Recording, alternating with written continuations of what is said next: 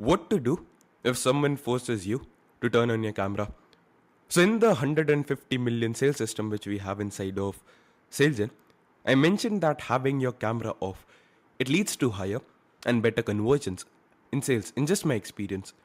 And today I received a message in the WhatsApp group of our team basically, and Godwin, a closer from our team, he asked me, how about a situation where the prospect comes on a call and the camera is already turned on and they actually suggest that you should turn yours on too? And how exactly are you supposed to handle this? So Godwin asked me this question today, basically what to do if someone forces you to turn on your camera.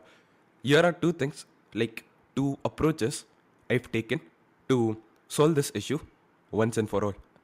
You can understand both of them, see which applies better to the current situation you're dealing with, and use that so that you don't get this objection.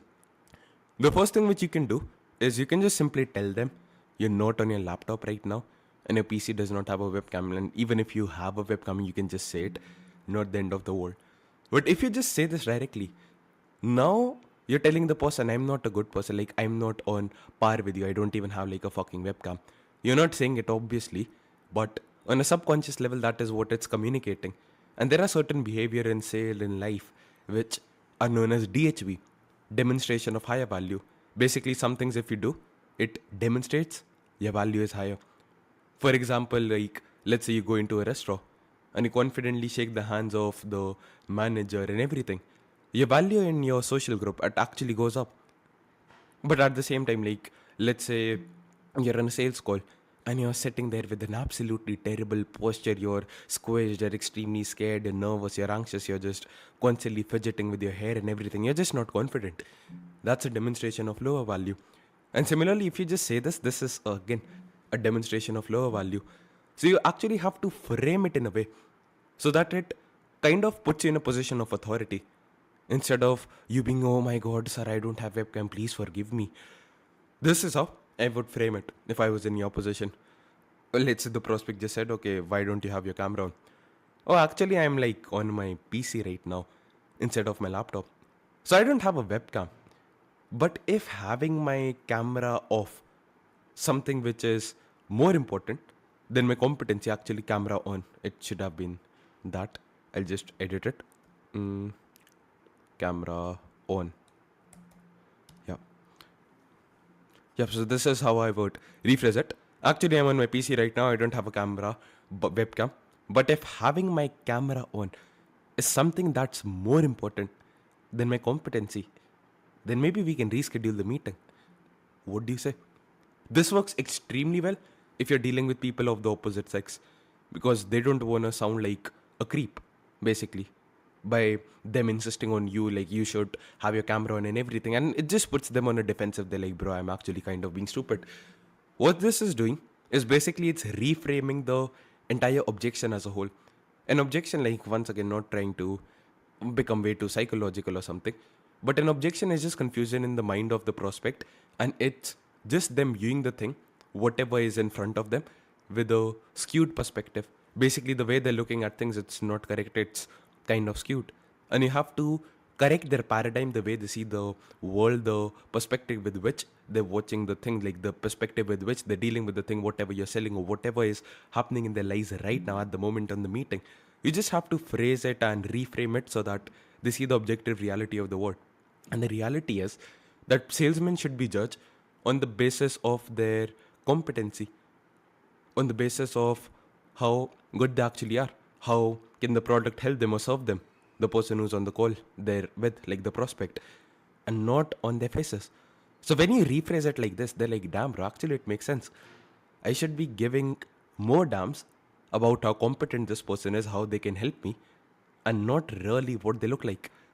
So it just makes the prospect realize that he's being stupid, unreasonable, and 99% of the times they'll just say, no, that's actually makes sense. Like, please continue with the call. If they're an idiot, they're like, bro, we actually have to reschedule whatever. Just reschedule. There's no point fighting with them. The second thing you can do is turn on the camera with a bit of a humor. Once again, never directly turn it on. Whenever the prospect says turn on the camera, never be like, oh, yes, sir, I'll just switch on the camera. Just wait. Never directly turn it on. Because once again, that's a DLV, demonstration of lower value. That's just conveying, yes, sir, I'm your subordinate and I'll do whatever you say. So please validate me. I'll just turn on my camera. Please give me a validation. I'm dying for your validation. That's what it conveys on a subconscious level. And most of the communication, like sales, is just communication between two human beings. And if you study anything like about sales or anything, communication is mostly non-verbal. It's more about the subtleties of the subconscious behaviors and not really exactly what you're saying. So that's exactly the reason. Like that conveys this, and I don't want to do that. So here's what I'll do if I had to turn off the camera. So this is exactly what I'll do. If the person is the same gender and they already have their camera on, like only use this if the person is the exact same gender. Because if you try to use it with the opposite gender, the opposite sex, it might come across as something wrong. Like it's just possible. It's just a possibility. It's just a reality. This is what I'll say. Like if I'm a guy and I'm speaking to a guy, or if I was a girl and I was speaking to a girl, I'm afraid like you have to say it with a very a very playful and a very humorous tone. I'm afraid you might be disappointed, man. Because I mean, like, how can someone be as handsome like you? Just give me a second. I'll turn it on. Let's say if I was saying this to a girl and I was a girl. Down. Like, let's say the first name of the person. Her name is Jessica. Jessica, I'm genuinely afraid you might be a bit disappointed. Because I mean, how the frick can someone look as beautiful like you? Just give me a second, I'll turn it on. So when you, like, you need to have a genuine smile on your face when you're saying this. You need to sound extremely corny. Like, like I'm not saying, hey Jessica, I'm afraid you might be disappointed because you're too beautiful. Because then it comes out like, it just convey, like, how do I even explain it? Whatever we're saying is very corny. It's extremely cringe. But they have to take it as a joke. If someone comes up to me and he says that to me in front of me with a straight face, I'll be like, bro, like, is this guy mentally insane? But if he's joking, he's playful about it, humorous about it, then I'll be like, yeah, obviously he's freaking joking. And I'll just play along with it. So you need to have a genuine smile, force your muscles in your face to smile when you do this. Because that genuinely makes a lot of difference. I'm being really honest with you. So have a genuine smile, sound extremely corny, have a very light-hearted, playful tone, so that it comes off as a joke and not like a flattery or a cringe line. We're not trying to flatter people. It kind of like just ensure it comes off very playfully. If someone is of the opposite sex, this might be a bit inappropriate. Obviously, it depends a lot on the culture. For example, in the West, it's much safer to say this. But let's say I'm speaking to a lady from the UAE, and she's like basically, if she's from like a bit of a conservative background or something, I'll not say that line. That's not very culturally appropriate. For example, if I'm speaking to a lady who's from the Pakistan and she lives in the UAE, I probably won't say it because it's just basic cultural knowledge and understanding. Are there girls, are the ladies in the Pakistan or in the UAE with whom I can use this and they won't mind at all? Obviously. But at the same time, why risk it? So it's much safer if you do this only with the people of the same sex. Obviously, use handsome with guys and beautiful with girls. Like that should be common sense. But if you're dealing with people of the opposite sex, I just like this is what I say. I can see myself clearly. Like when you're saying the sound a bit confused, to be honest. Like just sound a bit confused. I can see myself clearly. Am I not visible to you? Let me just turn my camera off and turn it again. I know it sounds way too simple, but I know you can be like, yeah, Somil, I'll just turn the camera on instead. This is simple, but it puts the pressure back on the other person.